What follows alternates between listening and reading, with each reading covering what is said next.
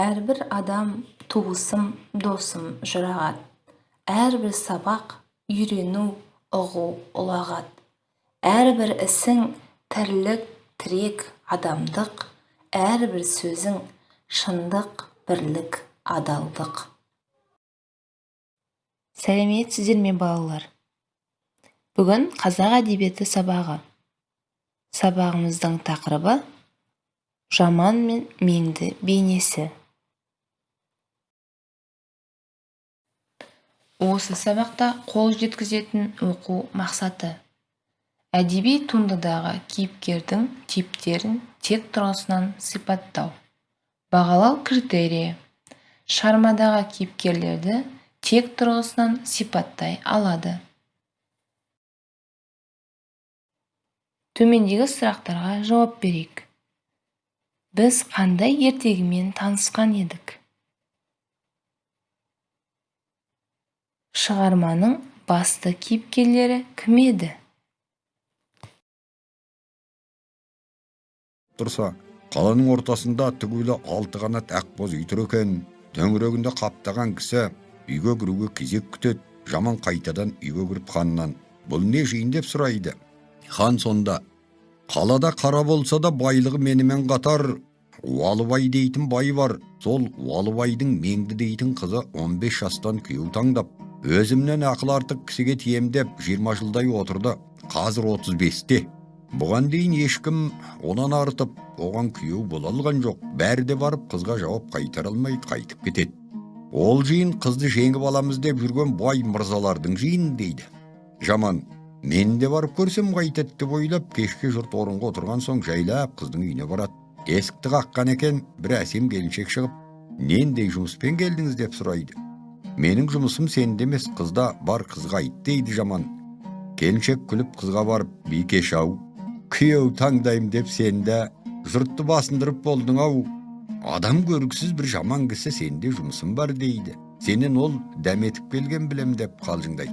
Қыз жымиып күліп: "Ол түрге жаман болғанмен қандай кісі екенін қайдан білесің? Мынаны алып барып бер" деп жеңгесінен гауһар, пышақ, тәрелке және қайрақ тас беріп жібереді.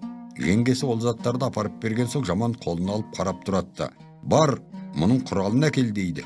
"Ойбай, әлгі жаманың мұның құралын әкел" дейді деп жеңгесі қызға қайтып барады. Қыз жарайды деп қыз жеңгесіне балға мен төс береді.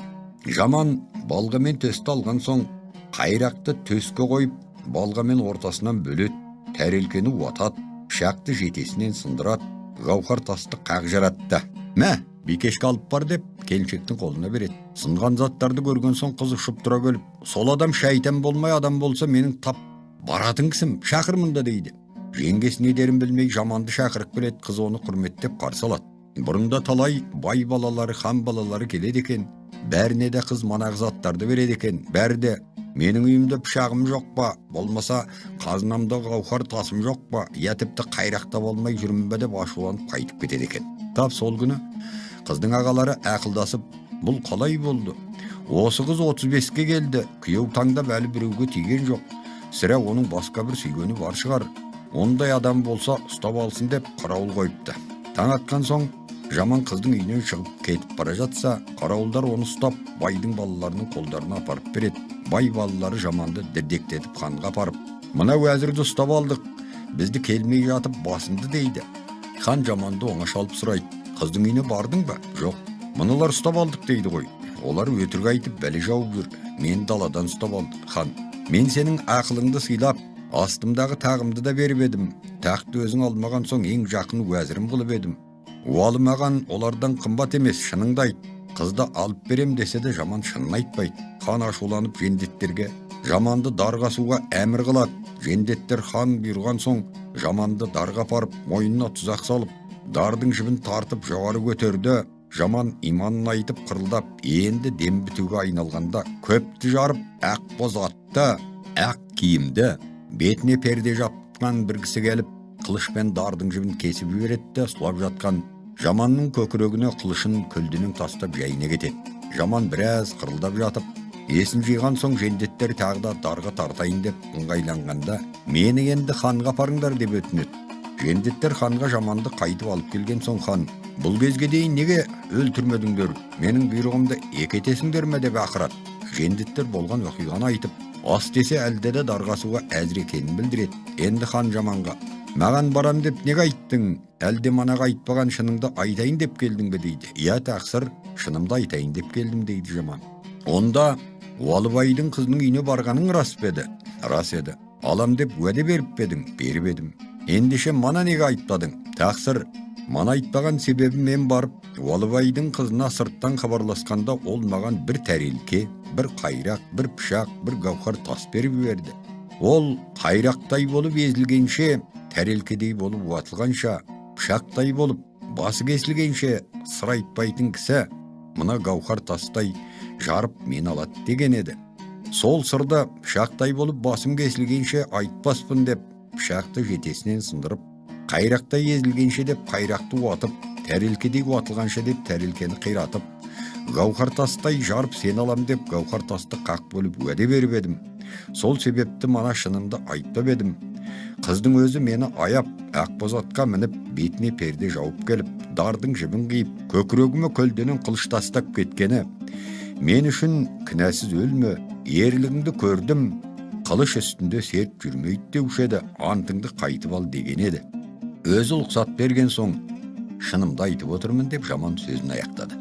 Хан Жаманның сөзінің шындығына көз жетіп, ел жинап 30 күн ойын 40 күн тойын қылып қызды Жаманға алып береді. Бірінші тапсырма. Жаман мен Меңдіге мінездеме беріңдер. Екі кейіпкердің ерекшелігін нақты мысалдармен дәлелдеңдер.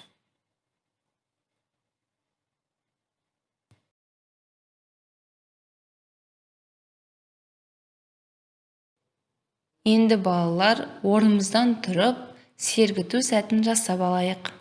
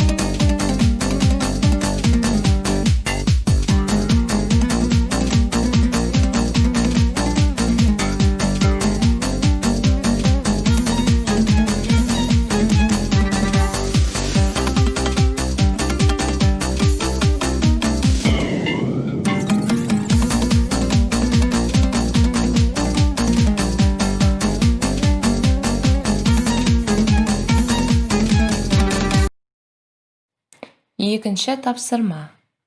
Ертегі мәтіні бойынша Жаманның тапқырлығын кесте арқылы көрсетіңіз.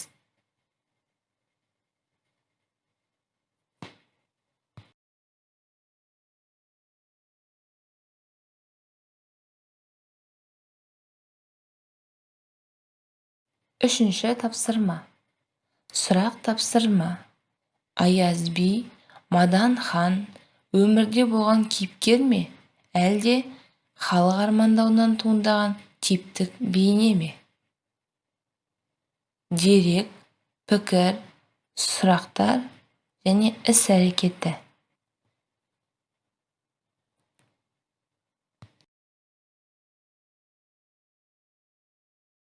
Балалар, бүгінгі сабақ қаншалықты түсінікті болғанын білу үшін төмендегі кестені толтырайық. Бүгінгі сабақтан не білдің? 3 сөйлеммен жауап жазу керек. Саған не қиын болды? 2 сөйлеммен. Саған не ұнады?